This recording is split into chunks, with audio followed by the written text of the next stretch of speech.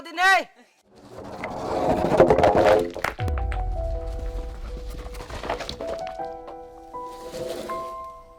Bawat tulak,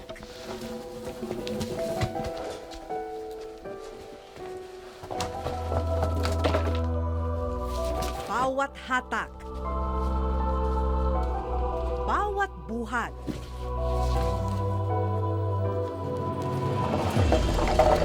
katumbas ay kita para ipangsuporta sa kani-kanilang pamilya.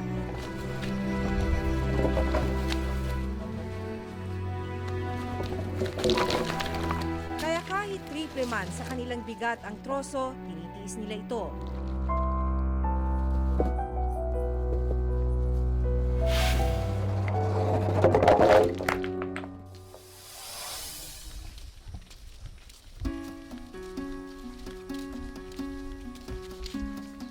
Sa Albuera, Leyte, nakilala namin ang 6 na magkakaibigan.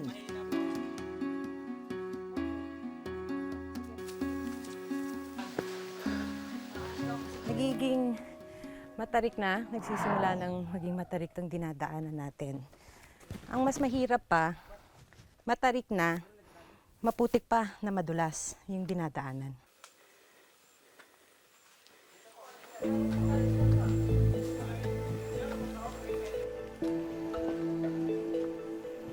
Paghihila ng mga coco lumber o troso mula sa puno ng nyog ang pakay ng grupo sa pag-akyat sa bundok. Itong bahagi na to, kaya maluwag na malinis, wala ng tanim. Dito sabay-sabay na pinapadaus-dos yung mga coco lumber. Kaya bago sila umakyat, sumisigaw muna sila para masiguro na walang nagpapabagsak ng coco lumber. Ayaw po, kaya tao din eh! Kasi baka pagkahabang umaakyat tayo, Samahan tayo dito, patay. Ayaw po! Kaya tao din saka! sige lang, hahanap ako ng ano. Hirap. Maganda po yung... Mas madali nga na walang sapatos kasi nakakakapit yung paa, no, dun sa putik. Ganito po, Oo. Ito po yung kapit. Kumakapit. Kaso madulas. Madulas Madalas kasi. po talaga. Ito po talaga eh. Ganito Oo, po. pang bricks mo Hindi yung pa nga ano. ito yung pinakamadulas, ma'am eh. Hindi pa Parang ito? Ano to, parang dudulas pa So- talaga to. Pag ano, pag umuulan.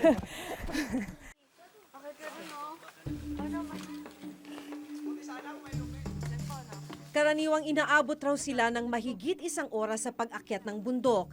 Pero para sa baguhang katulad ko, mas matagal pa.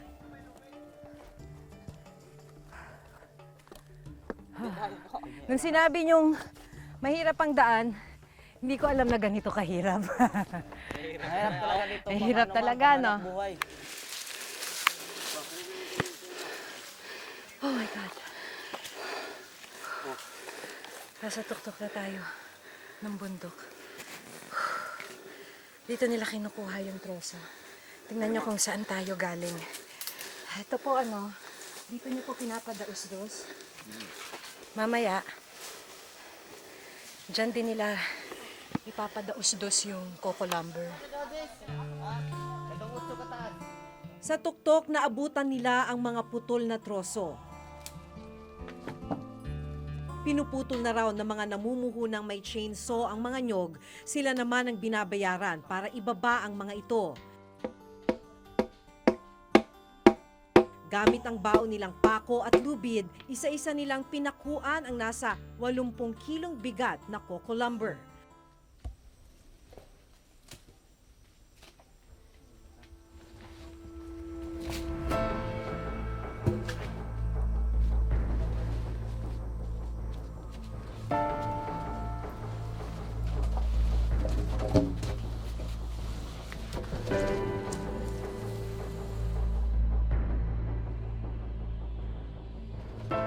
Hinahati-hati ang mga ito sa ibabang bahagi ng bundok.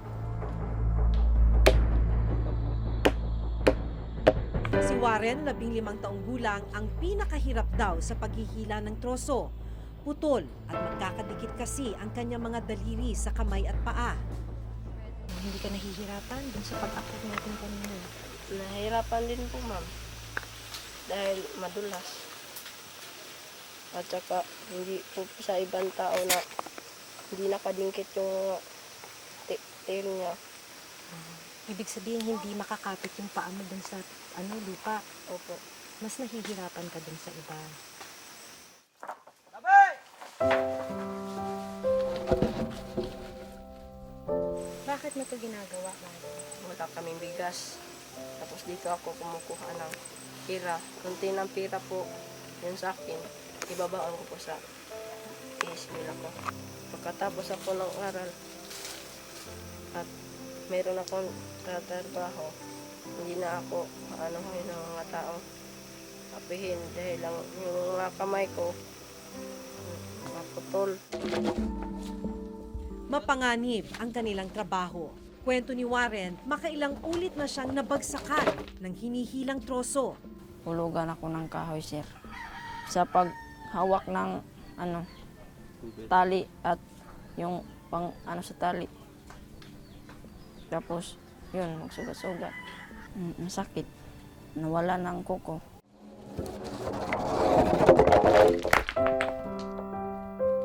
Katulad ni Warren, paghihila rin ng mga kahoy galing sa bundok, ang inaasahang pangkain sa araw-araw ng kaibigan niyang si Jessie, 15 taong gulang.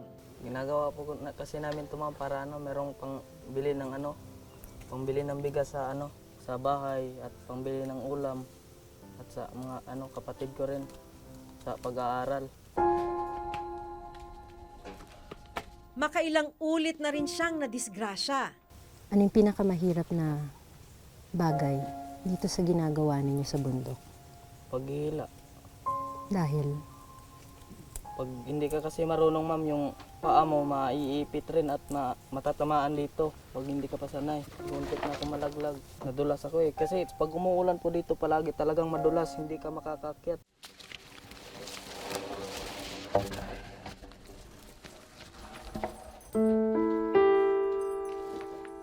Ang pinakabatang si Rodolfo, buong lakas kung hilahin ang troso. Anong edad mo nung nagsimula ka? 9. Nadisgrasya ka na ba sa pagbubuhat? Ang nadulas na.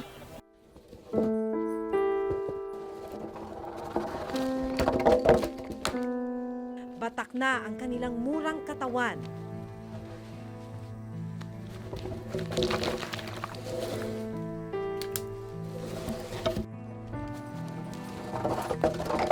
Kung mahirap yung paakyat, mas mahirap yung pababa ng bundok. Tabi!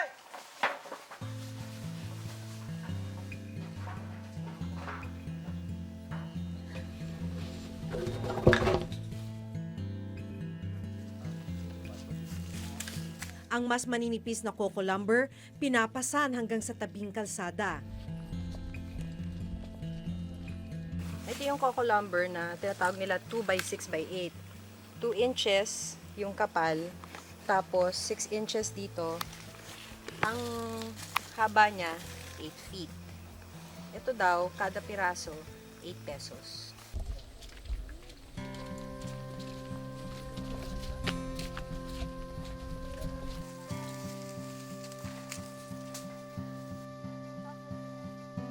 Saglit na nagpahinga ang magkakaibigan. Walang kahit anumang laman ang tiyan nila ng araw na yon. Tubig lang ang baon nila. Anong pakiramdam? Dahil ako pagod na Pagod, sobrang pagod po. Sobrang pagod. Parang may matay ka po eh. Pagod. Sa sobrang pagod. Saka uhaw. Kung walang dalang tubig, uhaw talaga.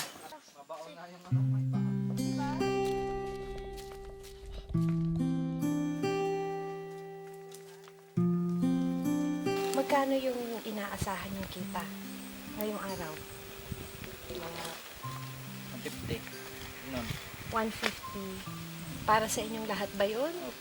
Ah, para sa buong grupo, 150? O tig-isa kayo 150? Grupo po.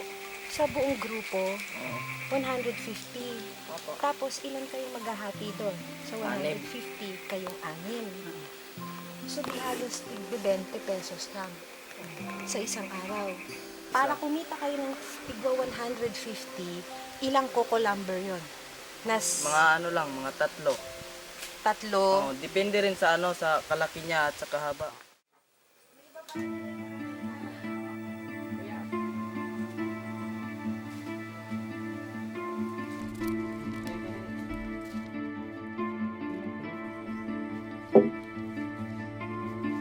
Kailangan nilang maghintay ngayon para sa pagdating ng truck na magbabayad sa kanila.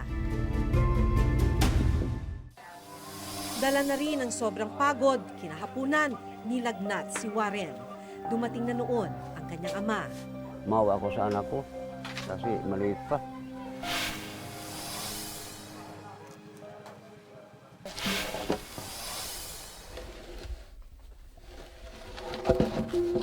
Hindi biro ang bigat ng binubuhat na coco lumber ni na Jessie at Warren. May mga pagkakataong umaabot raw ito ng 80 kilo.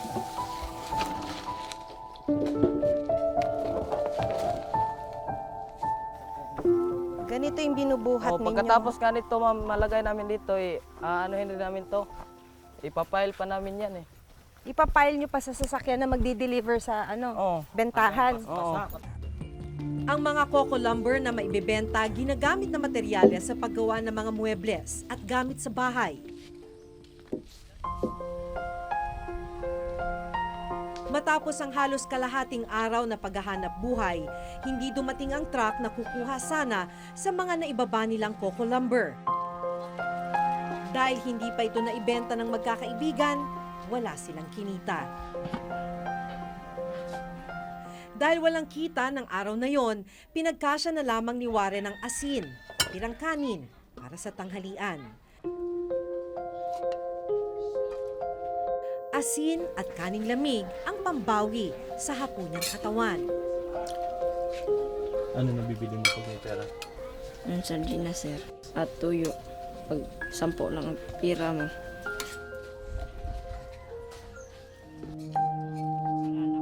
Sampung taon na ang nakararaan nang iwan si Warren ng kanyang ina sa kanyang ama. Wala ang kanyang ama nang sundan namin si Warren. Kasalukuyan raw naghahanap ng trabaho. Wala pang nakapagtatapos ng pag-aaral sa kanilang pamilya. Ito ang dahilan kaya pursigido si Warren na gumawa ng paraan para makapasok sa eskwela. Dala na rin ang sobrang pagod, kinahapunan, nilagnat si Warren. Dumating na noon ang kanyang ama. Maawa ako sa anak ko kasi maliit pa. Sabi ko, pag makaya ko palang sa sarili ko, wala kayong problema. Pero sabi niya nga, sige lang pa, kung makatapos ako sa kung pag-i-eskwela, makasulod man ko siya ako ng trabaho.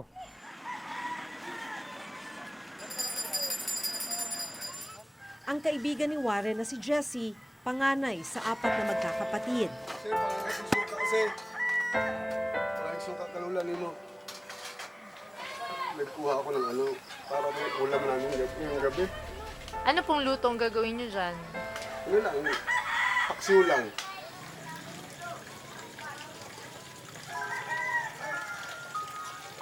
Taong 2012 nang ma-stroke ang tatay ni Jessie na si Mang Rogelio. Dati raw siyang taxi driver sa Maynila. Mula nang maparalisa ang kalahati ng kanyang katawan, nagdesisyon na siyang umuwi sa Albuera, Leyte. Mula noon, hindi na siya muling nakapaghanap buhay. Ano pong inaasahan yung kabuhayan, tay? Mula po Asawa ko. Siya muna nagtatrabaho ngayon dahil wala. Nagugutom pamilya ko.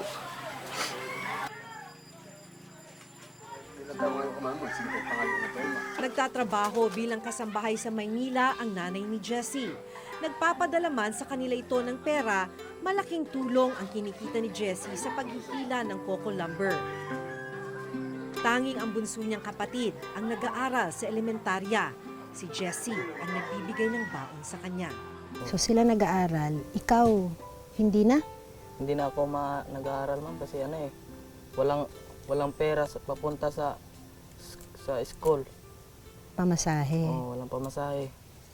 Tapos wala ring baon. May iba ka pa bang pinapangarap? Seaman.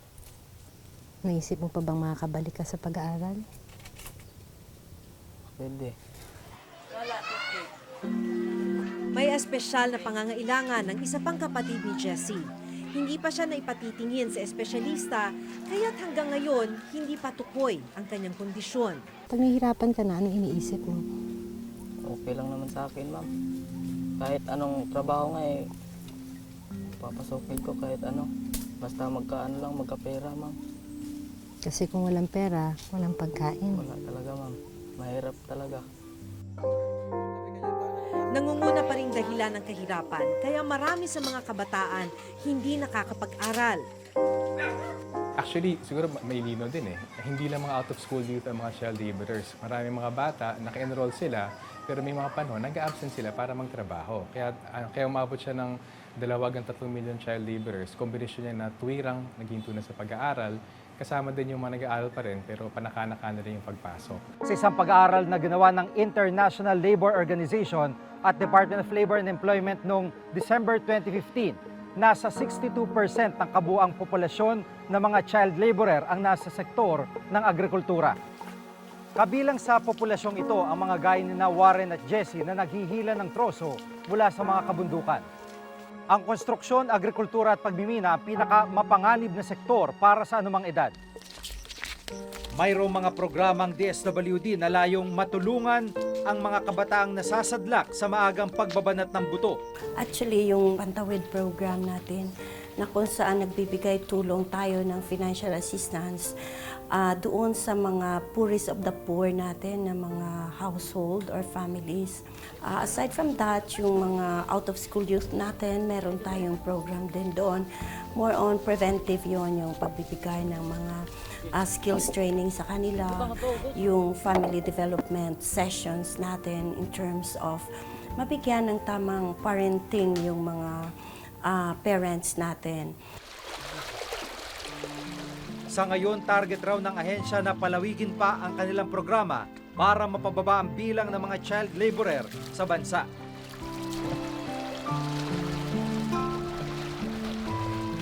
Economic situation natin ay kinakailangan talagang pag-aralan nyo ng national government natin na magkakaroon tayo ng sustainable job opportunities, magkakaroon tayo ng bawat pamilya ay merong job, food security as well as job security.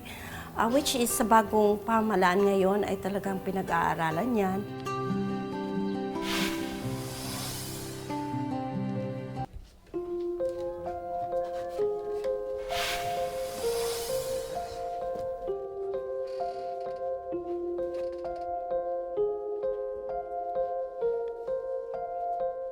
Kinabukasan, naabutan namin si Warren na naghahanda papasok sa eskwelahan. Porsigido man na makapagtapos ng pag-aaral, paghihila ng troso nakikita niyang paraan sa ngayon para makapagtapos. Hindi mo ba naisipang tumigil sa pagpunan na lang? Gano'n lang, sir. Hinigil na pag kukulamber. Pero hindi pwede. Hindi pwede, sir. Hirap ng walang trabaho, sir. Para naman kay Jessie, kailangan niya munang isang tabi ang pangarap, kapag-aral. Tuloy-tuloy ang pag-akyat sa kabundukan at paghihila ng mga troso, hirap man ang katawan. Alang-alang sa pamilyang sa kanya umaasa. Ang bigat pala ng buhay, no? Ramdam mo yun? Simula kailan? Mga edad ko po, mga 11 years old pa lang po ako. Napilitan mo nang gawin to. Opo. Dahil doon, kailangan mo suportahan yung pamilya. Okay lang naman sa akin, ma'am. Kahit anong trabaho nga papasokin ko kahit ano. Nananatiling problema ng bansa ang kahirapan. Isang sakit ng lipunan na hanggat hindi natutugunan, may mga gaya ni Warren at Jessie na patuloy na magbabanat ng buto para sa kakarampot na kita. Hanggang sa susunod na Huwebes, ako si Maki Pulido. Ako si Giga Manikad at itong bagong dekada ng Reporter's Notebook.